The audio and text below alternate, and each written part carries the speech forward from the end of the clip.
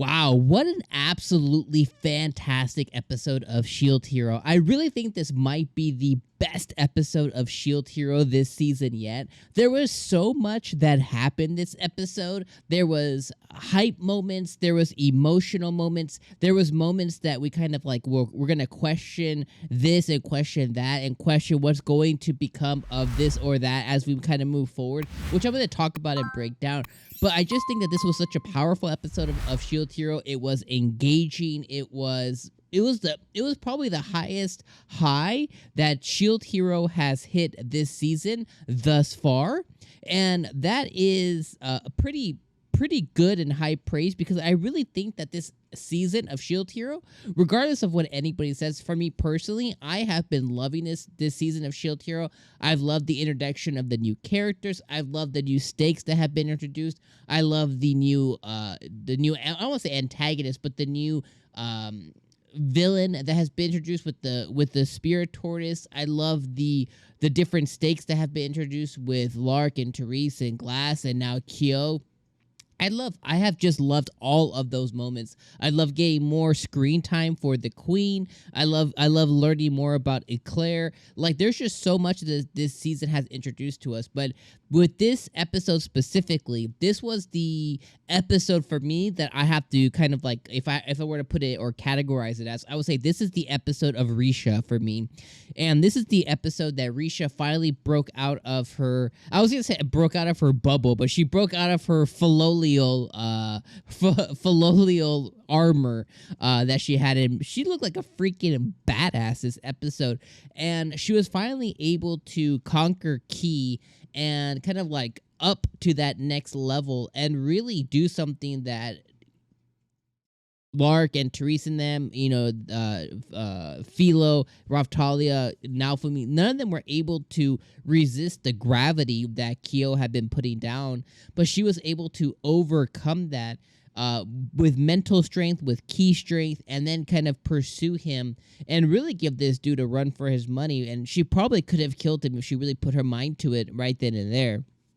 Then you have the other three cardinal heroes, right? You have 𝐒𝐡𝐚𝐧𝐬 in them, and they were there. We knew that they're worth absolutely nothing. They're worthless. They're powerless. They're in comparison to Naofumi, and in comparison to the heroes from the other world, in comparison to probably even the 7-star heroes of this world, they're really useless, and they really prove that over and over and over again, that they just don't have what it takes. They're literally the background characters to Naofumi's story, but they're not just in that, like, they're not just the background characters, like, they make themselves that because of the choices that they make along with all of that.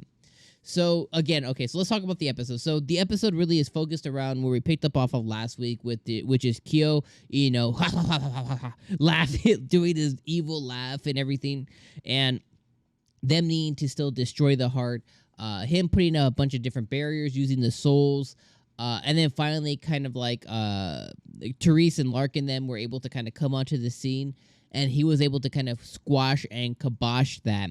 While that's happening, obviously the actual Spirit Tortoise was able to grow limbs, grow head back, and everything.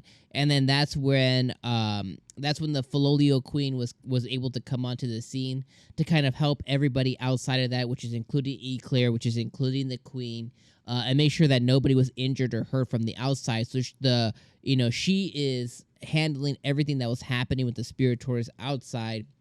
She came to the Shield Hero's aid to get rid of the head, and his job and their job was to get rid of the heart. And this whole time, this is happening, and they're trying to break out of it, and they were finally able to kind of get one leg up, and that's because RISHIA turns into Super Saiyan mode, Super RISHIA mode, and she was able to overcome the gravity. She was able to overcome the situation with her mental strength and with her emotional strength. And one of the things that I said early on that everybody poo-pooed on me for is, she still has feelings for 𝐒𝐡𝐚𝐧𝐬. She still has a love for 𝐒𝐡𝐚𝐧𝐬. She still is driven by those things, but the core thing driving her forward, or the thing is now is not just 𝐒𝐡𝐚𝐧𝐬 anymore. It's now the partnership, the camaraderie that she has with Raphtalia, with Philo, and with Naofumi specifically. It's the trust that they have in her. It's that they don't look at her like a tool or a weapon. They look at her like a friend. They look at her like a partner. They understand her motivations, and they don't judge her for that, including Naofumi. He understands that she loves 𝐒𝐡𝐧𝐬𝐿, that's her driving motivation. And even in the moment to where they're about to jump ship to the other world, he doesn't take that moment away from him. He's like, hey, you can stay here with 𝐒𝐡𝐧𝐬𝐿. He immediately understands that, hey, I get if he and that is your priority, like, you can stay here. And she makes a decision not to, which tells me that, maybe it's not like a romantic, but the love that she's having for Naofumi has grown, and she's like, I am in your party. I'm a part of you guys. I am your friend. You guys matter to me. I care for you guys. I'm going with you guys. That takes priority over that. And that just tells me, like, the growth that she's had as a character, which has been amazing. And like I said, the feelings that she's had for them has grown. Again, like I said, I don't think it's romantic sense. I think those romantic feelings are still going to be reserved for 𝐒𝐡𝐧𝐬𝐿. If that changes later on towards Naofumi because of the actions speak louder than words, because of the actions and the certain way that he acts to her, that could happen still. But for the moment, those feelings are reserved for him. But the grander feelings of everything else has been given to the party here. So she's able to overcome all that, and she's able to give 𝐒𝐡𝐚 a run for his money. She basically saves the day, essentially. And then after that ends up happening, Naofumi's about to put the kibosh to 𝐒𝐚. He's about to use his rage shield just to shut this dude down. And this time, 𝐒𝐡 had bestowed to him upon the tortoise magic to be able to release everybody from the gravity spell. Then she also, at the end of it, he couldn't use his rage shield. He was just like, hey, I just don't have this much hate in me anymore. He was able to then not be able to summon his rage shield as normal. And 𝐒𝐡 told him, hey, it's okay. Use the tortoise power. And dude, his tortoise power shield is sick. He grew wings. His shield basically became like a fire cannon. And he was able to destroy the core and the heart ultimately with 𝐒𝐡's power. Unfortunately, not by his choice, because he was trying to do whatever he could to save 𝐒𝐡, and I was hoping that he could.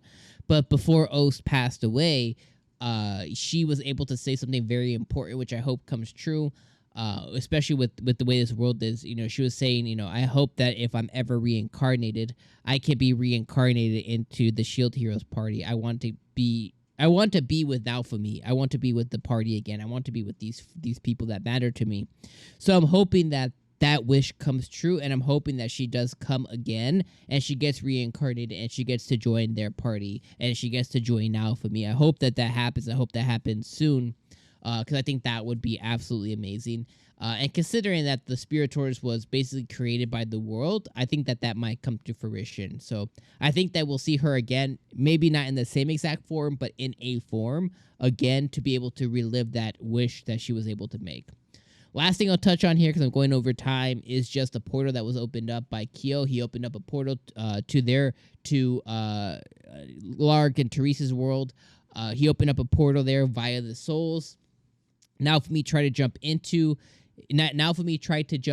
said portal, but he got an error message saying that the Guardian heroes, the Cardinal heroes, could not invade. And that's the words that his shield used. Could not invade the other world yet. But then 𝐒𝐡 uses her last little bit of power and allows them authority to be able to do that. And now it says, hey, the 4 Cardinal heroes can invade the other world. So whatever power Teresa and them had can now be reciprocated back, and they can now travel to and from that world as well. So ultimately, I think the storyline we're heading down is a group effort to save both worlds somehow. And I hope that ends up being the case. Or, maybe the population of one world comes to another or vice versa.